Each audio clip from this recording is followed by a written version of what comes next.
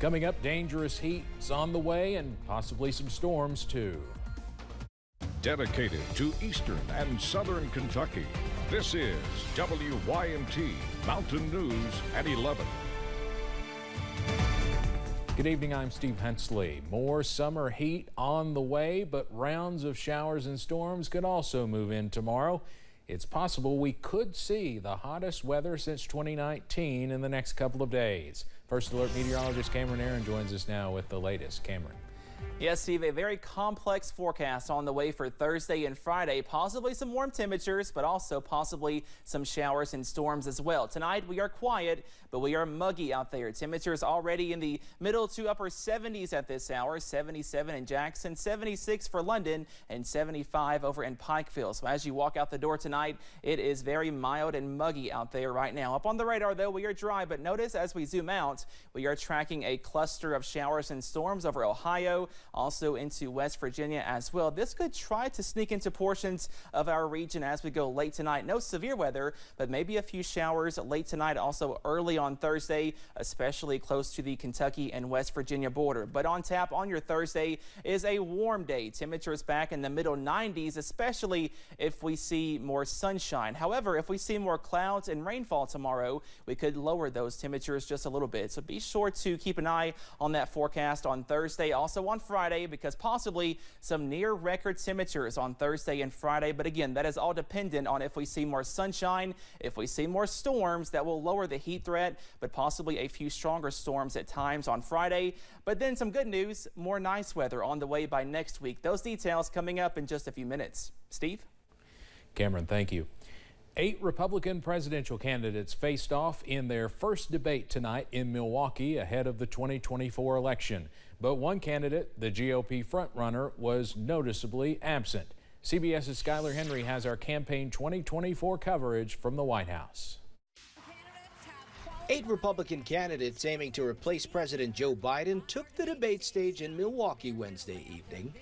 Florida Governor Ron DeSantis is number 2 in the polls and widely seen as former President Donald Trump's main GOP rival.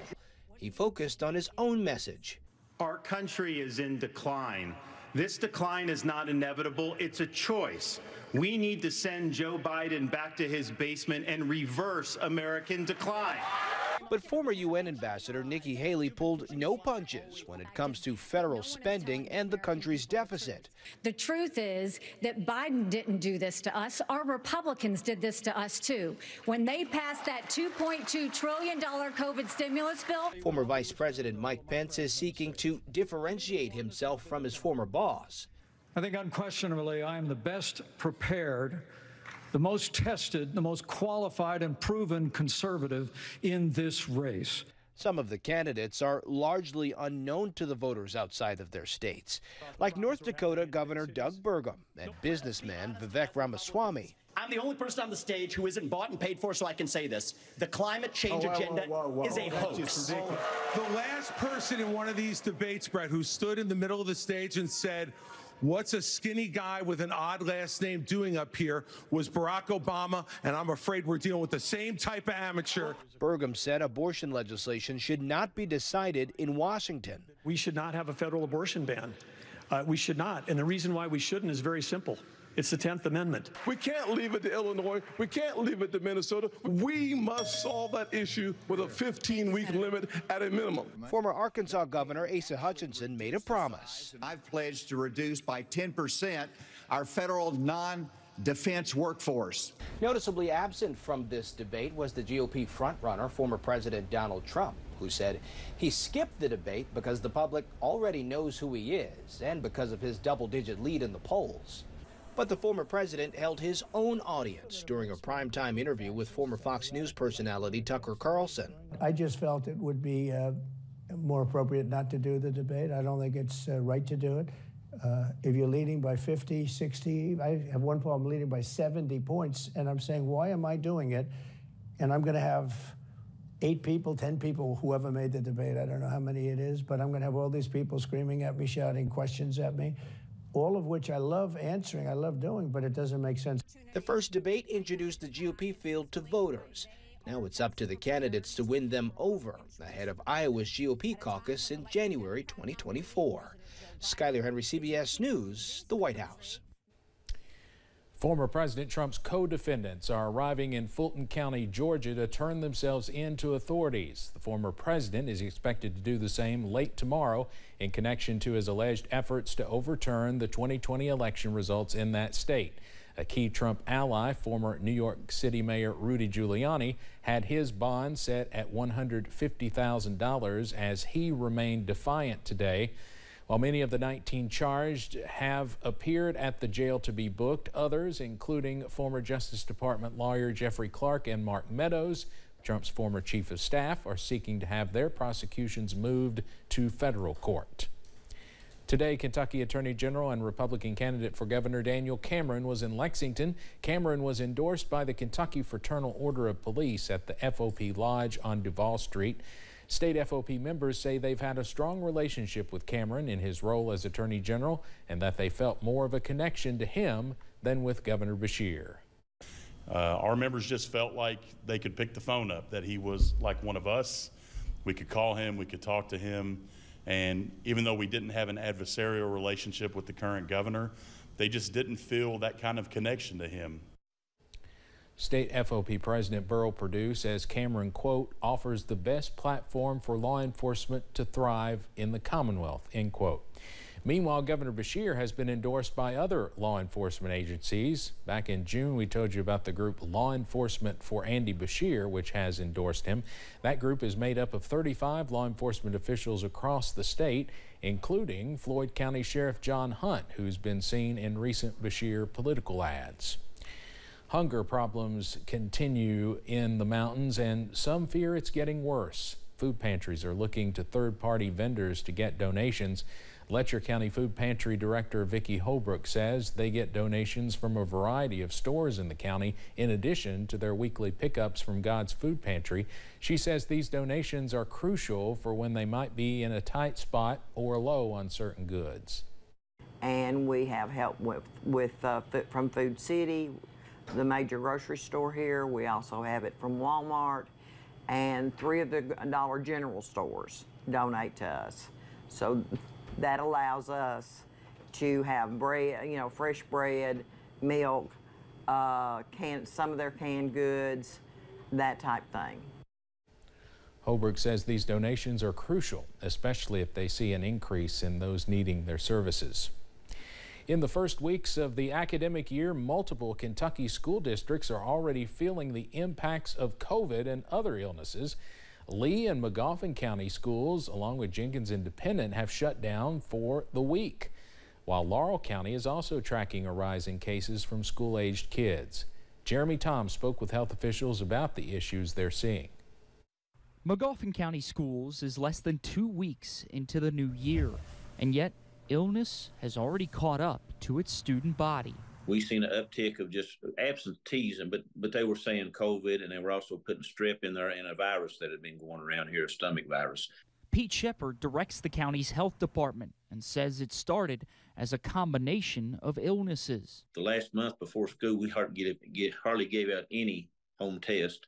But now COVID has risen above the rest. We started giving them out again, and we can't get them fast enough to give them out. Shepard says the department confirmed at least 40 cases on Monday and Tuesday alone, with many others testing at home and keeping their kids out of school. The uptick comes in advance of a new vaccine being rolled out to combat the latest COVID strain. It's one which Shepard doesn't see his county taking much interest in. Most parents are just, their kids are going to get sick with it. We want to hold them home and we'll send them to school. They're not worrying about vaccinations. We can't hardly give a vaccine away now for the COVID. He added that's due in part to the fact they are only seeing mild cases at this point. But Shepard wants students and people at risk to be careful as these diseases continue to spread. They are resilient, and like I say, they're not getting as sick, so, you know, that's the good thing. So, but we can always take precautions. Jeremy Toms, WKYT. Shepard says those simple precautions should include washing your hands and staying home when you're sick. But Dr. Stephen Stack says everyone should consider the new vaccine as well once it's available. Baptist Health and UK Healthcare say they have 9 and 22 COVID patients, respectively. Following the flood last July, the Lost Creek Post Office in Breathitt County was destroyed and has yet to reopen, leaving residents without one of its community staples and forcing them to travel to Jackson for many of their postal needs. Breathitt County Circuit Court Clerk James Turner says the residents do have a temporary service and a way to get mail. However, it still creates problems for the community, especially during this summer heat. It's going to be 95 degrees, record heat all this week, so it's not good when you got packages, you got medication that need to be delivered and has to be stored in a trailer like it right there. Now, once again, we're very thankful for this trailer, but I know the U.S. government can do better than this.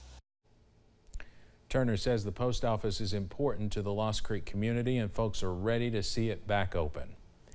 Natural disasters in Kentucky are increasing significantly. We've had 3 major events in less than 2 years, from a tornado outbreak to flooding to a windstorm. As meteorologist Ben Beddoes shows us, this can have an impact on your home insurance. Natural disasters are happening more often. According to LendingTree, Kentucky has seen a 185% increase in natural disasters in the last 20 years. This increase is above the national average. In just the last 2 years, Kentucky has recorded several billion-dollar natural disaster events. The December tornado outbreak in western Kentucky in 2021, the historic flooding in eastern Kentucky in July of last year, and this year, the March 3rd windstorm that impacted nearly the entire state. These natural disasters are impacting insurance rates. Weather is a huge impact on pricing with homeowners insurance. In the last year, I would say there have been so many events that have taken place. You have flooding in eastern Kentucky. We've had tornadoes in western Kentucky.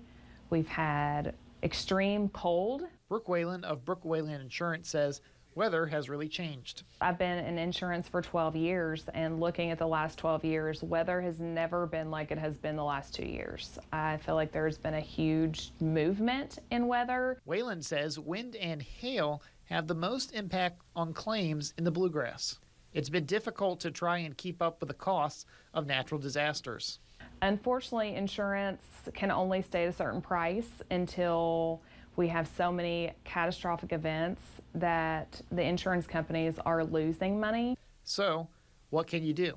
A big thing that people can do right now is increasing deductibles. Anywhere from $1,000 to $2,500 would make a big impact. And a lot of carriers now offer wind and hail deductibles, which will also adjust that pricing. I'm meteorologist Ben Beddoes, WKYT. A familiar face for longtime viewers of WYMT has died. Former weather anchor Jeff Noble worked at WYMT in the early years of the station and left in 1993. Noble later spent time working for WLEX TV in Lexington and our sister station WBKO in Bowling Green. In more recent years, he worked for newspapers in Corbin and his native Breathitt County. He was the editor of the Jackson Times-Voice newspaper until his retirement 2 years ago. In 2010, he returned to WYMT as a guest anchor during our 25th anniversary celebration. You might remember his 3-day sneaky peeks or his salute at the end of each newscast.